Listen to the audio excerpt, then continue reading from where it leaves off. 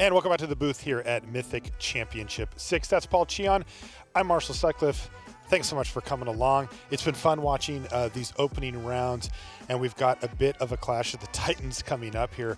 We caught just the end of Paul Cuillier, and he was playing against Shahar Shenhar last round and defeated him 2-0, which of course is always a difficult thing to do.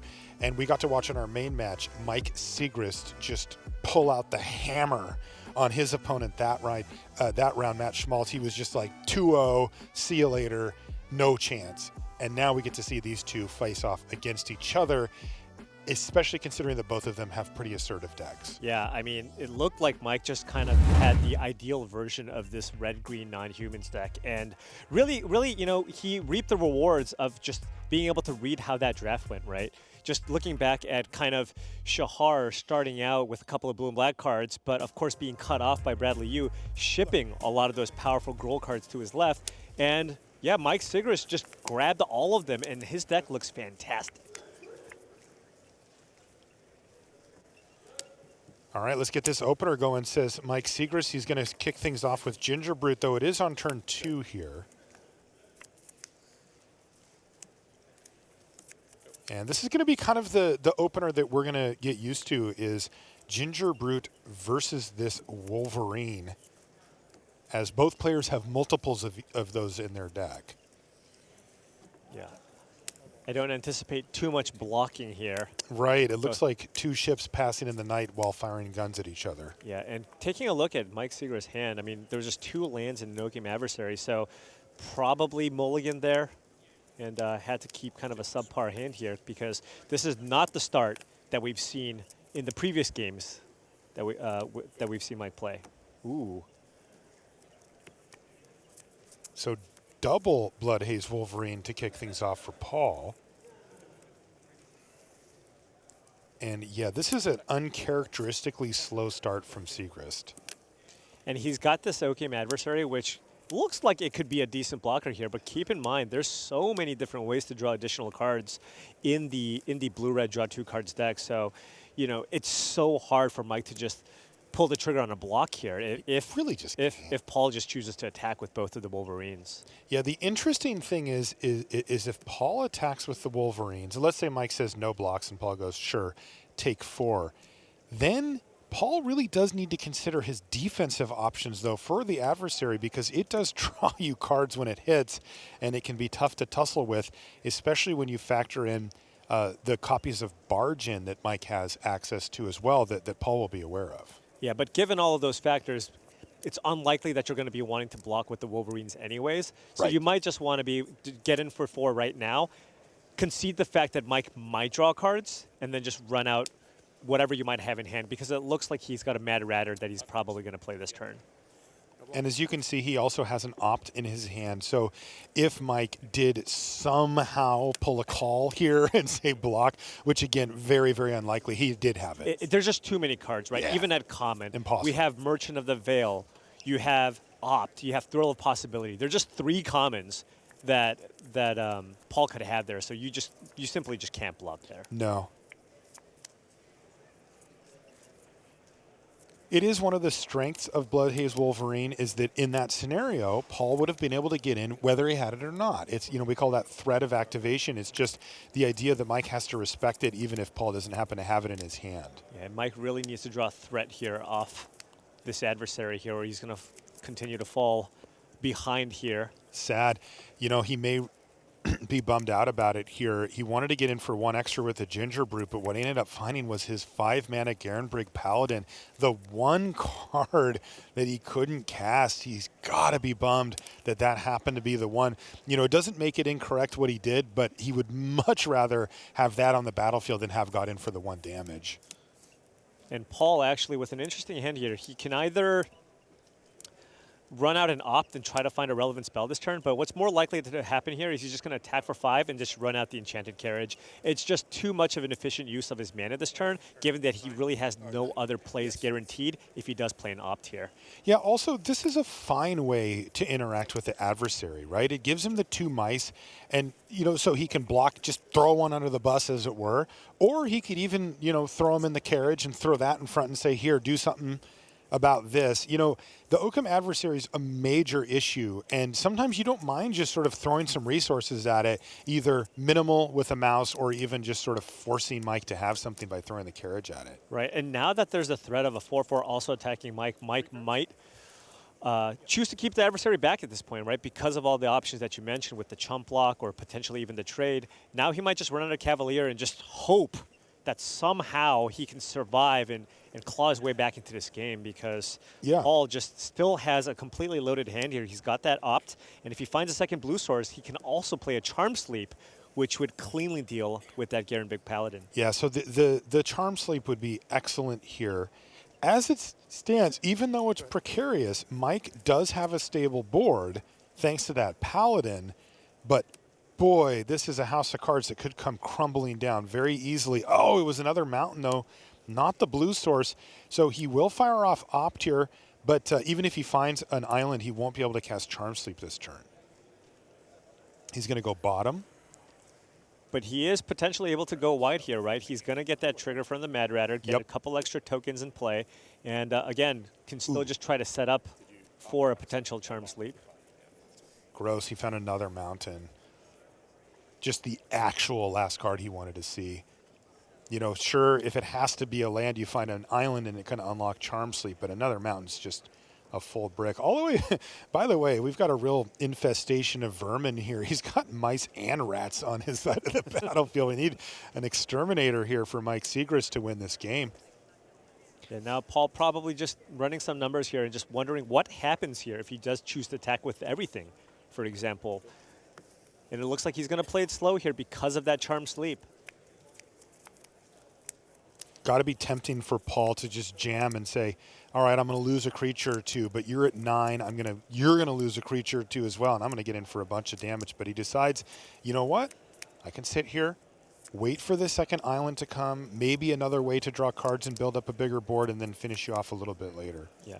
It is not too surprising that he hasn't been able to find a second blue source, because he only is playing 6 islands, which tells me that, you know, he likely has some potentially adamant spells in red, and he really wants to make sure that he can find the appropriate number of mountains. Yeah, it makes that Charm Sleep a lot worse. This is not an uncommon scenario when you only have the 6 islands in your list. Yeah, and you'll see that a lot in this format, where players really tend to lean heavily on one color, get some of those adamant payoffs potentially, and a lot of times, however, you don't quite have enough cards to fill out your deck, and you do have to kind of dip into a secondary color and play something like 5 or 6 lands of that color to kind of round out your deck.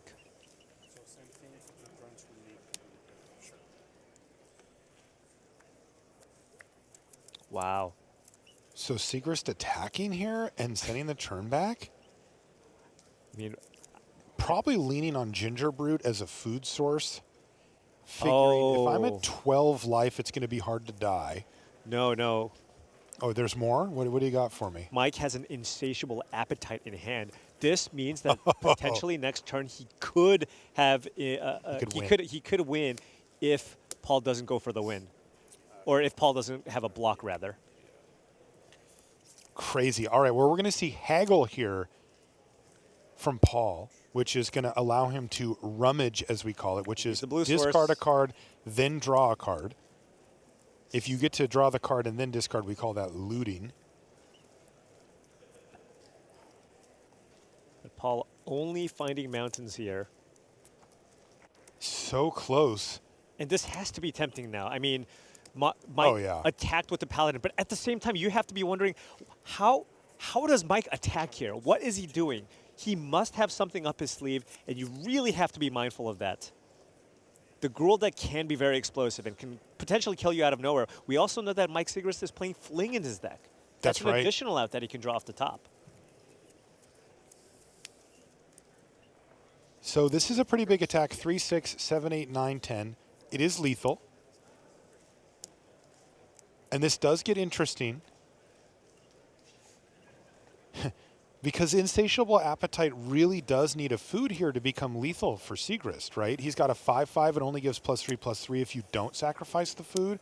So he's going to chump block with Gingerbrute and then sacrifice it for its food ability to keep himself alive while only blocking a mouse and keeping the Paladin intact. So basically Sigrist is going to need a fling or another big pump spell of some sort to get the job done here.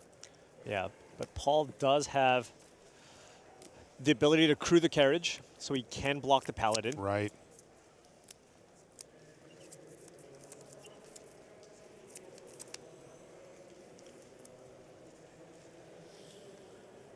But that attack from Mike makes sense. He knows he's falling further and further behind on the board here with that Mad Ratter. And at the very least, putting himself in a position to potentially win the game with a top deck. Mm-hmm.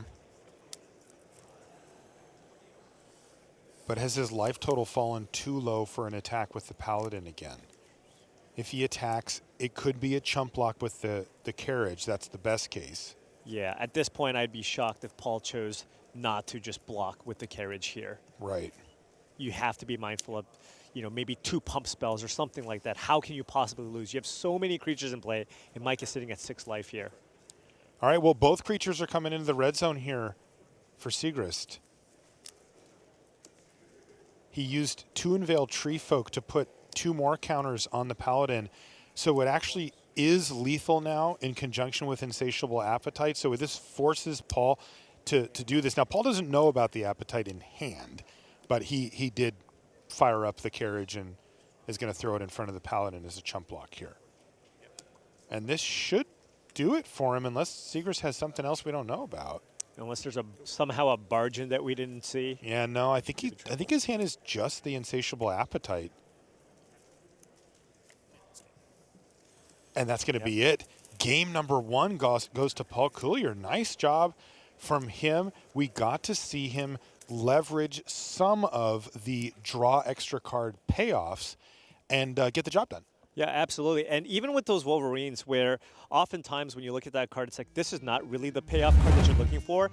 It's also a lot of times unblockable because of the threat of it potentially becoming a 3-2 with that first strike. Means that if you are kind of leaning towards being aggressive, in many instances, it's a 2-mana 2/1 unblockable creature. That's right. And, a lot of times it's like we saw there. Attack with both and just say, okay, take 4. Yeah. And then the time when you do block, now I'll fire it off and you get the blowout. So that was game number 1 going to Paul. What we're going to do now is take a short break. When we come back, though, we'll be right back into live action here from Mythic Championship VI. Don't go anywhere.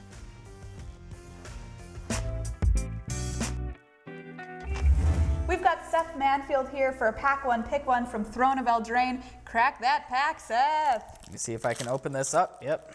All right. All right, as you lay these cards out, let me know if anything is catching your eye. Well, you didn't say please, but I'll go ahead. He got me. He got me. That card's name's got to be one of the best of all time in Magic. It's so good. Yeah, it's a pretty fun counterspell for sure. So we've got our commons here. All right, we've got some good stuff. Outmuscle, Ardenvale Tactician. You mentioned didn't say please. What's going on over here? Ooh, we've got a Mythic Outlaws Mermaid. So yeah, this is an interesting pack. I'm not really sure what to take. Oh yeah, well. Oh wait, this busted Mythic right here. This card's super fun to play with too, isn't it? To play with, but Yes. not to play against. No. Because you basically can't beat it if you play it on turn 4 and you just make an army of creatures. It's a pretty busted card. Obviously, it's a 2-color card, so you have to be Boros to take advantage of it. But such a good card. I'm just taking it. The unfortunate part about this booster is the next best card might just be another red-white card. Yeah. So you might be putting the person next to you into Boros. If this wasn't in the pack, I might just take the Inspiring Veteran as my other pick. But Do you like it better than an Ardenvale Tactician? That's actually a pretty close pick. I think Outmuscle, Tactician, Inspiring Veteran are the other cards that I would. I think I'd take Outmuscle as the next pick. So maybe this isn't right next to my opponent, but or next to the person next to me. But yeah, pretty sweet pack. Joust is kind of nice as a way to removal spell, get rid of other knights. It's funny because there's a bunch of good cards that are go in the Boros deck. Because once you take a Boros card, you're most likely going to be red-white aggro knights. If you're red-white, You're not playing aggro knight control here. yeah, and then it's kind of hard to have a 3-color deck. So super powerful card, and I'm just gonna almost certainly force it and just play it. All right, let's see if we can be the merry men after all by taking Outlaws Merrymen.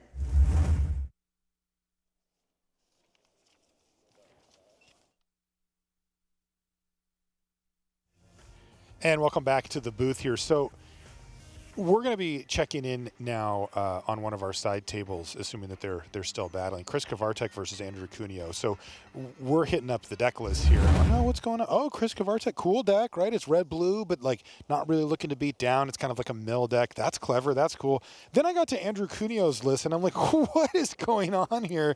2 Drown in the Loch, a Lochmere Serpent. I'm like, okay, that's nice. You know, you got the gold cards there. But then he's really just getting rolling because he also has what was the big one I was so excited about? Well, okay, first thing he has is Stolen by the Fae, which is fantastic, and then he's got like Sir Conrad and all this other great stuff. So let's take a look at how it's going. Well, it's going really good for Andrew, it looks like. Well, yeah, and one other thing to point out that is Chris Kvartek is playing a kind of a blue-red control deck with kind of, it looks like the primary win condition being trying to mill out your opponent because he's playing 4 copies of Merfolk Secret Keeper. But Andrew has kind of the perfect answer in his Dimir deck in 2 copies of Forever Young. Game. In the main. That's just game. It's so difficult to beat that card if you are trying to mill them out. Yeah. In the meantime, Andrew Cuneo has firmly turned the corner and is just attacking with everything here. It looks like the Vantress Gargoyle is going to jump in front of Sir Conrad.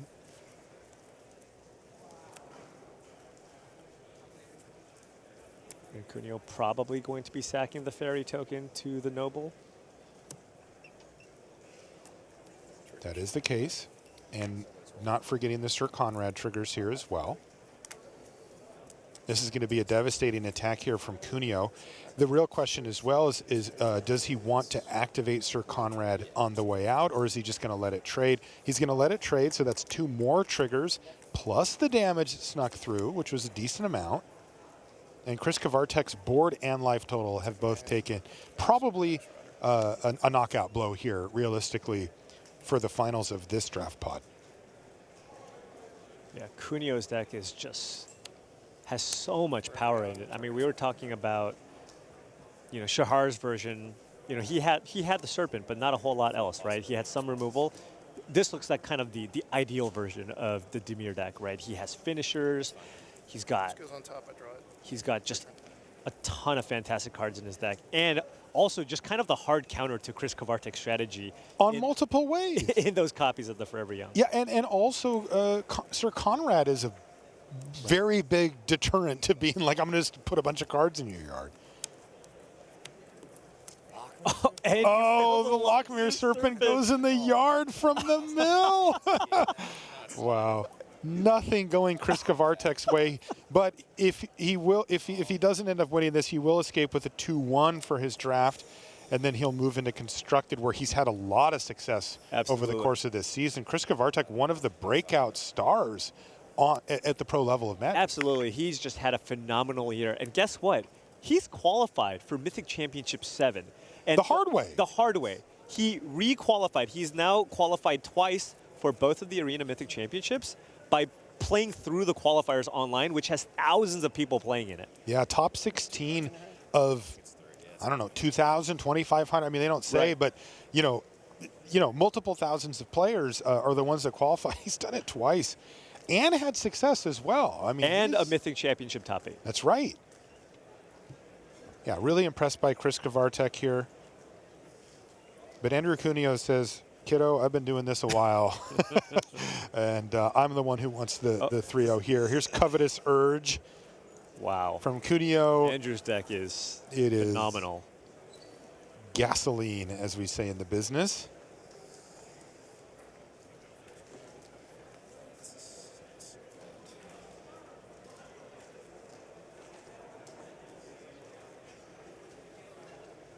All right, well, why don't we bump up to Sigrist versus Cuillier, because as you can see by the look on Chris Kvartek's face, he's like, this is ridiculous. I'm just going to play some cards and see what happens here. Yeah, just a really tough position for him, both matchup and in that particular game.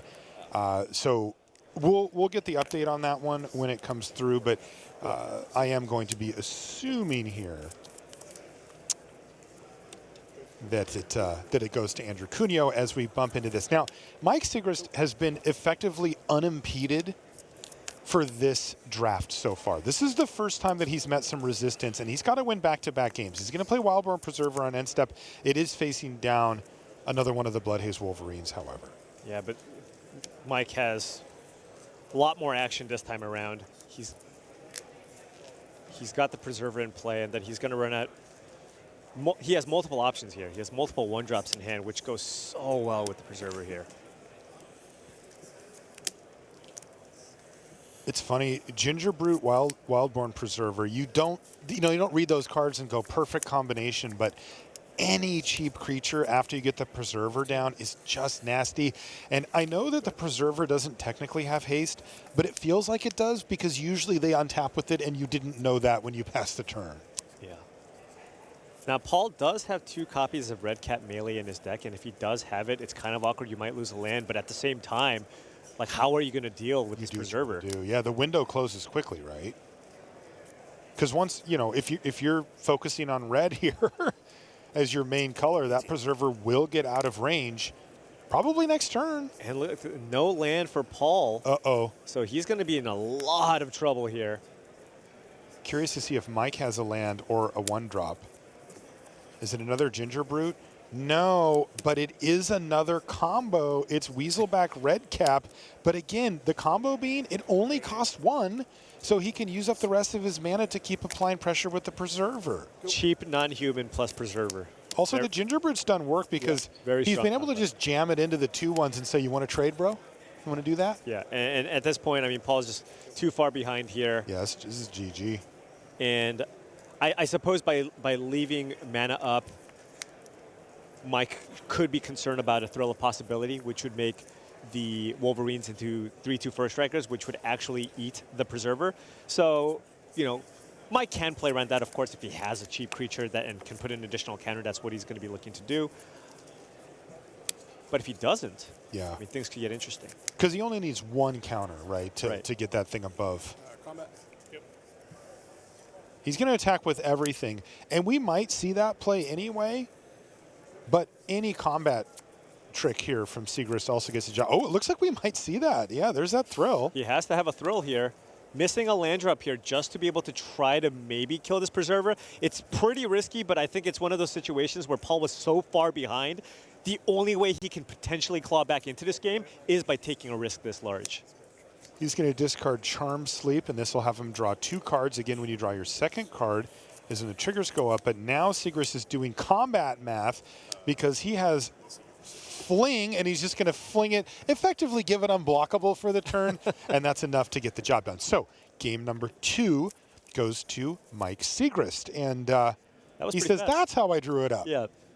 Game 1 did not go how he wanted, but game 2 is very much how he drew it up. So looks like on our back table we've got Tom Ross, and that looks like Li Shitian closest to us, and they are in the midst of battle.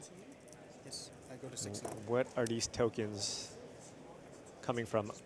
Looks like Li Shitian's Islands and Mountains, so probably, oh, that's a Mad Ratter and an Ironcrag Pyromancer. Hello. On the battlefield. And a Lockmere Serpent? All right, Grixis control it is. Why not? 6, 7. It's funny, he used that swamp to cast it and then just cashed it in for a card. For a life and a card, yeah. I mean, probably means that is likely the only black card in his deck.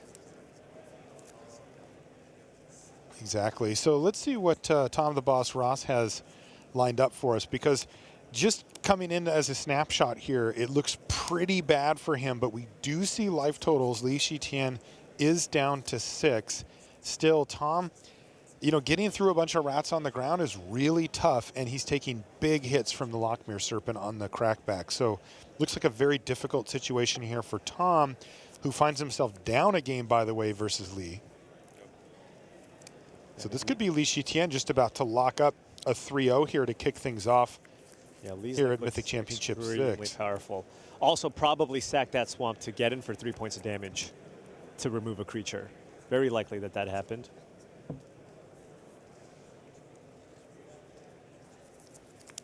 Yeah, we'll see if the Serpent wants to eat an island here to just slam for 7. It's got to be tempting to do so given that Tom is at 13. It's a clean 2-turn clock if Lee wants to make that play. And now we're going to see 2 cards drawn from Wishing Well, which will trigger both the Mad Ratter and the Ironcrag Pyromancer. Okay, Lee. Okay, buddy. At this point, he's just running up the score. Couple of rats. Killer Inspiring Veteran. Throw an island to the Serpent. Throw the Serpent at you. You're down to 6. He even gets to untap it with He's the got a quarter Merchant monitor. of the Veil in his hand, too, so he can trigger both the Mad Ratter and the Ironcrag Pyromancer next turn. So, Yeah, we're done here. wow, Lee's deck looks nice. Wow, that's land number 4 right now for Tom Ross. Yeah, I think we can see the story of how this one went. The tail of the tape, as it were, Paul, does not reveal a competitive game there from Ross, who maybe miraculously has gotten Lee down to just 6. I mean, he probably had a pretty solid start here, but Lee, it looks like, just has been able to stabilize with that Ironcrag Pyromancer. And with the fact that Ross was on 3 lands for the duration of the game up until last turn. Right. There's a banner now for Li Shitian, but this is all just, he named black to pump up the rats, and we're going through the motions here. Tom knows that this one's in the books. Yeah, maybe he has an Ardenvale Tactician to have the game go one more turn, potentially. Let's find out. He does. So Lee likely should have waited until attacks first before sacking the island. That's right. A little bit of a misstep there. So one of the 2/1 rats is going to get locked down, but he can still attack with that. And if he wanted the ratter, but that doesn't really make sense. So just the rat. And that it's is getting +1/+0 from the banner. So that's a 2/1 rat, and Lee playing it. I guess that is the only attack. Yeah, that's the only attack. The other creature has 0 power. There's a 1/2, which isn't going to Oh, get the job no. done. Come on. Revenge of Ravens, just Right. more like Revenge of the Rubbins here. He's just like, no matter what, you're not going to win. And that's Tom Ross extending the hand. And Li Shitian, nice. He is off to a 3-0 start here in Limited. So great job by him. That's got to be the best feeling. You know, the players have a lot of control over what they put into their constructed decks. They're comfortable. They can play test as much as they want with them and know the patterns inside and out, get every sideboard card worked out perfectly. But in Limited, it tests a much broader skill set. And, you know, you have to roll with the punches based on your seat, what you opened, what colors were open, all those type of things. It's, you know, very skill testing, but also less predictable. Right. And Lee now, you know, kind of running off the strong finish that he just recently had with the Mythic Championship top 8 back in Long Beach. You know, this is the ideal start, of course, because we are kind of getting closer and closer to the end of the season here. Not a lot of events left, and many of these MPL players thinking about all kinds of things, right? Because if you make it into the MPL, it is a huge, huge deal, you know, and there's going to be only 20 slots next year. And again, every single point, extremely important, extremely relevant here. Yeah, we're going to see those storylines really start to blossom at this tournament and then come to fruition at Mythic Championship VII next month. Boy, that year went quickly. Yeah. You know, to me, the MPL still feels a little new. It's like, you know, one of those things where it's like, I'm kind of really used to everybody who's in the MPL now, and it's like, well, get ready to shake it up because things are going to be changing. And these players have, some of the players in this tournament have tons riding on this, particularly players looking to get into the World Championship and in the MPL who aren't qualified for Mythic Championship 7. But if you go down and look at the list of the MPL players themselves who wouldn't currently be back, this is one of the last 2 opportunities they have to pick up major points to secure their seat again. By the way, 1-2 punch here, and he's going to pump up the Weaselback red cap. Does Sigrist have anything he can do? A removal spell would be very good here. He's got a Scorching Dragonfire. Is he going to use it? Oh, it looks like he's still going to take it out on the Wolverine, because I think Mike thinks, look, if you're going to just use your mana every turn to just pump your red cap, that's not a winning line. That ain't it. Yeah. So the Dragonfire does, in fact, take out the Bloodhaze Wolverine, which means that Sigrist is going to take 3. He took 1 the turn prior. The one thing that's pretty interesting here is that Paul chose. It looks like Paul has an Ironcrag Pyromancer, but just chose not to run it out and get him for additional points of damage with Red Cap. I mean, typically the red-green deck doesn't have a lot of ways to kill a 4 toughness creature outside of Red Cap melee. That might be the only card that you could think of. So, you know, it does make a lot of sense to just use your mana to just continue developing your ward, but it looks like he's maybe looking to play it a little slower and maybe set up a turn where he can go Pyromancer plus draw spell to get one of Mike's creatures off the board. Lock in that value, yeah. Interestingly, Red Cap Raiders does jump in front of the Weaselback Red Cap, and Mike gets 2 things from that. He gets to get the threat off the battlefield, but also he delivers a tempo swing in his direction as, you know, Weaselback Red Cap turns out not a great Magic card. It's very mana intensive, and he had to use a whole bunch, half of his mana to do it. Here's Gingerbrute combo. He's going to get Boulder Rushed and then finish off with the Rimrock Knight all in the same turn. He had no creatures. Yeah, but now look at this scenario, right? Because he's got the Ironcrag Pyromancer, but he drew what I think. Let me just double check here just to make sure. Yeah, he drew a Tome Raider, and he could have played it, but now he can't. So he's going to have to wait a turn here. And I just want to talk about that previous turn because I've been blown out by this way too many times where Mike actually chose to get in for 2 additional points of damage on the Boulder Rush, but Paul had access to 2 mana, and he's got Scorching Dragonfire. So it's one of those things where if your opponent uses a removal spell while you have that adventure on the stack, boom, you're down 2 cards. Yeah, you don't get the creature part if it gets countered or fizzled. Ooh, here's Sir Karago. Wow. So things working well here for Sigrist, but this is a big turn because that Tome Raider is going to enable the Ironcrag Pyromancer, and that's enough to kill the 5-drop on the other side of the battlefield. So this actually works out well to get back in the game here for Paul. Yeah, and look at this. He's also got a Runaway Together in his hand, which you can use to bounce the Tome Raider and trigger it again next turn. Wow, and he can also keep this up to defend his Ironcrag Pyromancer in the case that Sigrist does find some way to deal with it as a last resort. Jeez. I mean, this You is could see Paul come back here in a big way. Oh, absolutely. I mean, this is the power of the Pyromancer. This is one of the big payoffs for being in this archetype. The Ironcrag Pyromancer and the Improbable Alliance are the 2 cards. When you see a deck and you go, what did you draft? Oh, I drafted blue-red. Okay, it's like, do you have one of these 2 cards? Yes. Because they are the most important cards. That's right. And ideally you have one of each. That is where you're like, okay, you're doing it. Right. And you know what you don't count? How many Bloodhaze Wolverines they have. It does matter. I'm not saying it's irrelevant, but that's not why you play the deck. Of course.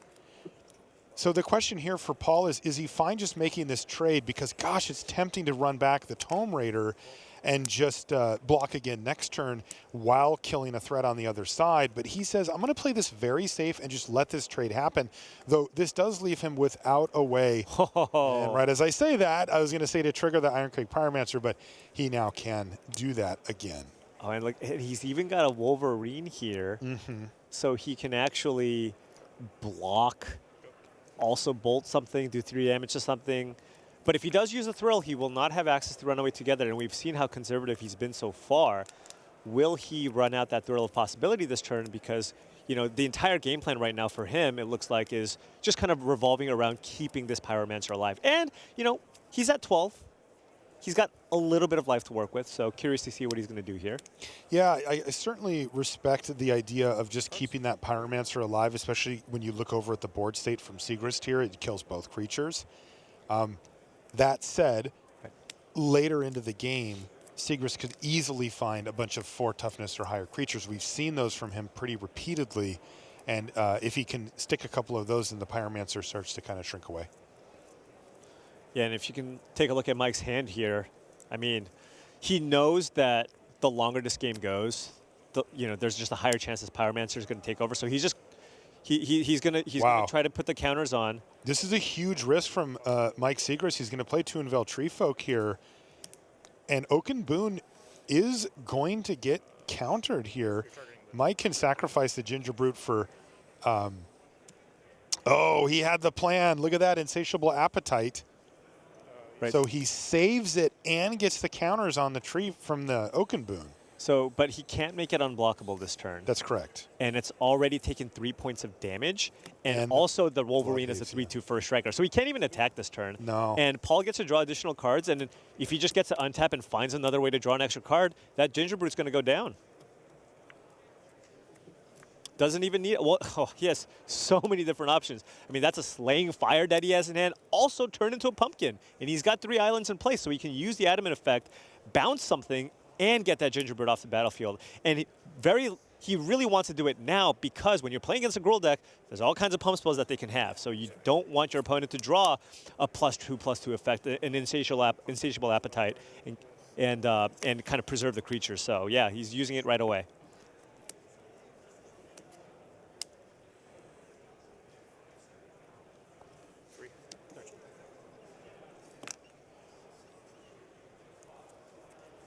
All right, well, he did decide to use turn into a pumpkin here.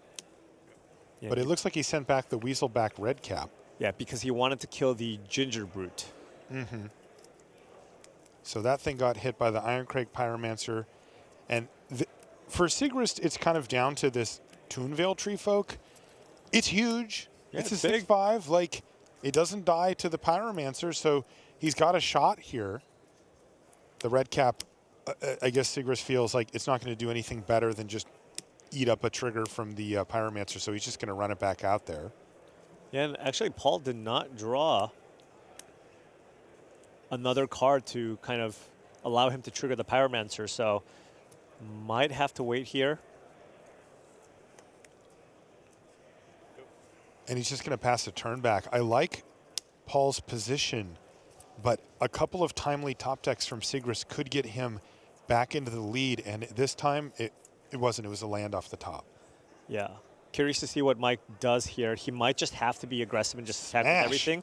Because the thing is, the only card that would actually trigger both of those cards is either back-to-back card draw spells or a Thrill of Possibility. And given that he's already cast one, less likely that he has another.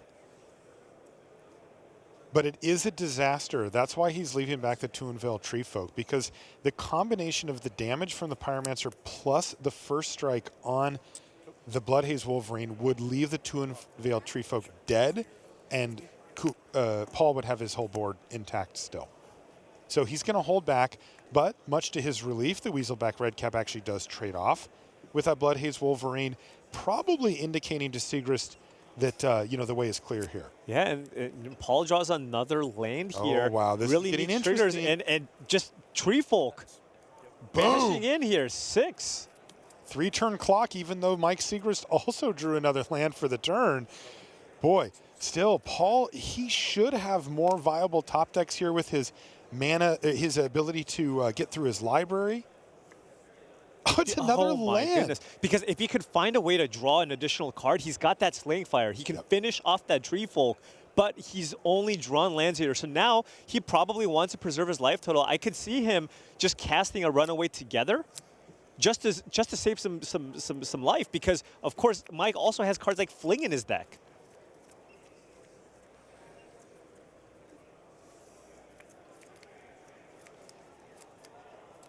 Wow.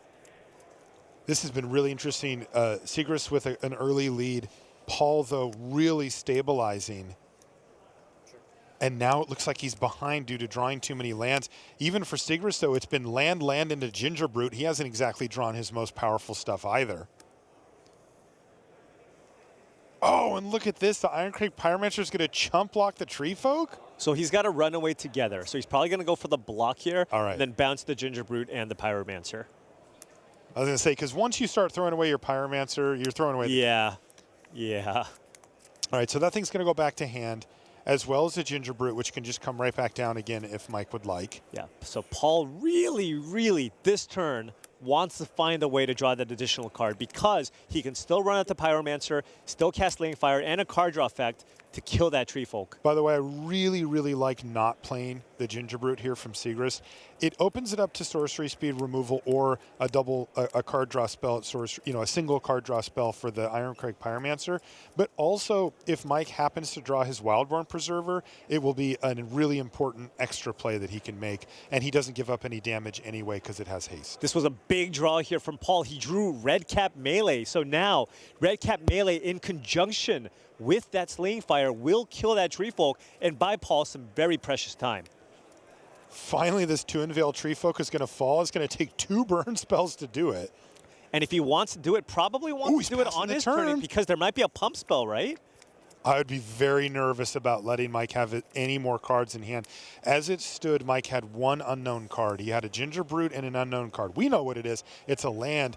But Paul, by letting Mike draw an extra card, could potentially open up the door to have that plan not work, and he needs to get this tree folk off the battlefield. All right, so there's the Ginger Brute. Is this a halberd? Activate it, I'm assuming. He drew a halberd? Okay. Yeah, probably going to be putting it on the Ginger Brute. So this trigger says that he gets to attach it to a non-human. So it doesn't target when it enters the battlefield?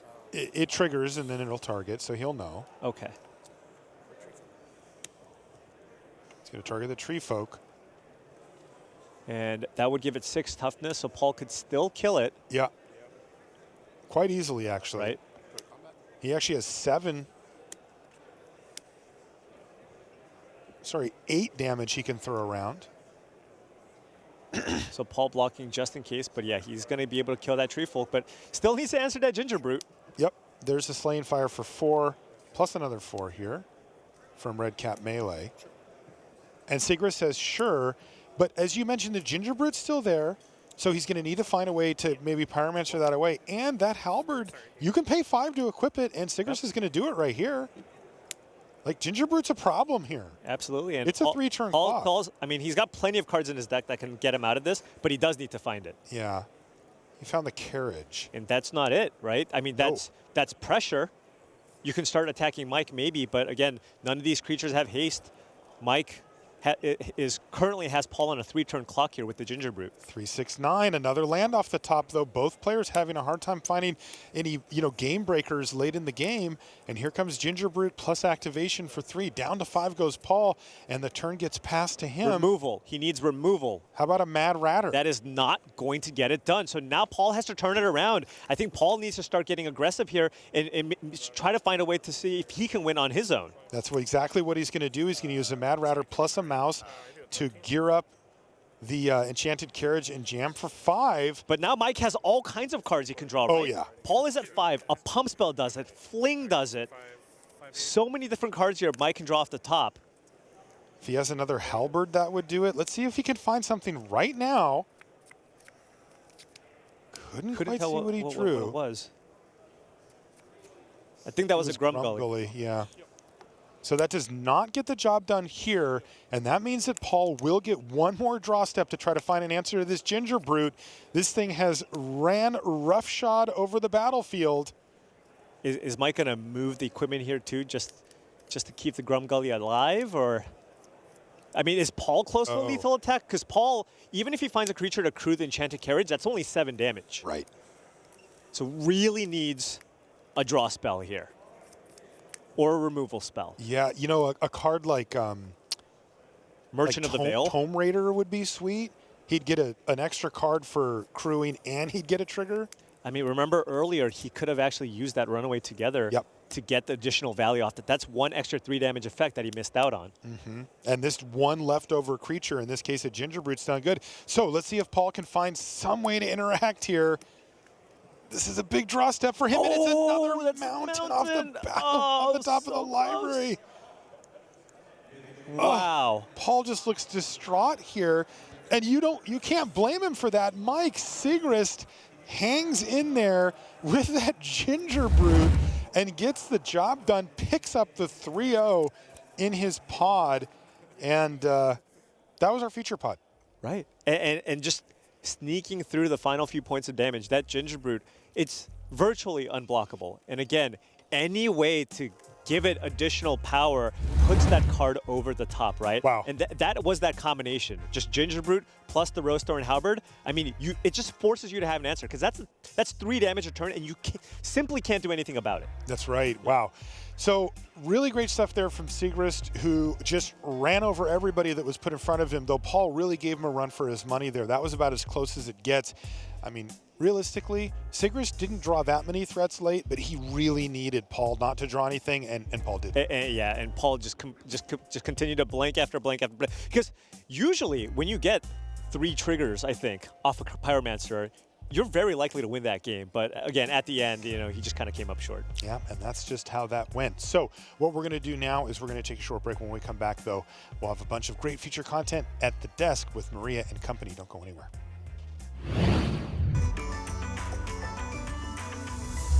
I'm here with 2-time world champ Shahar Shenhar, and we are going to crack this pack of Throne of Eldraine. He's chomping at the bit here. Okay, let's do it. Let's do it. I won't keep you in anticipation anymore. Love Ooh, opening you packs. use the teeth method. Yeah, I tried doing the other one, but this is actually better for me. Okay, so here we go. We're laying out the cards. Let me know if anything is catching your eye as you lay them out. There's Didn't Say Please. Forever Young can be pretty good. Weapon Rack, one of my favorites. I'm joking. All right. All right, our And rare Iron Goat Crate Token. Pyromancer. Oh yeah, the Goat Token. You've got to consider Pack it. has some pretty solid uncommons with the Marrowleaf Pixie and the Savvy Hunter. But there's also Ironcrag Pyromancer, which is really good. You know, very good play around. Have that first pick is kind of awesome, because you can pick like Thrill of Possibility or Haggle and really make it work. Opt. This is a pretty tough pick, though. I think I would take the Pyromancer just because it's a better play around, but Savvy Hunter and Pixie are also quite strong. How do you like the Draw 2 deck in this format? I think it is good if you have the right enablers, and Pyromancer is the perfect enabler. Like, it doesn't really work if all you have is like the Improbable Alliance and you just opt, and it's not the best. But if you have Pyromancer, like, that is the reason to play that deck. So yeah, I think this pack I would take the Pyromancer. How do you feel about green? A lot of people have been telling me it's their favorite color in this draft format. Do you have a preference? I do like green, and I like blue as well. Black's pretty solid too. I actually really like black-green and just playing foods, which is why I really want to take this Savvy Hunter. But there's a Pyromancer, and I think it's a better enabler for the deck. I mean, you've got to say which one wins in the arena, and I think the Pyromancer beats the Savvy Hunter. Yeah. Under the right circumstances. Definitely true. They're pretty good together too. I mean, if you have two foods in play, and then you can sack, draw a card. Oh, all right, we're doing it. John Food John him Pyromancer. out. All right, here we go. Iron Crag Pyromancer. Pack one, pick one for Shahar Shenhar.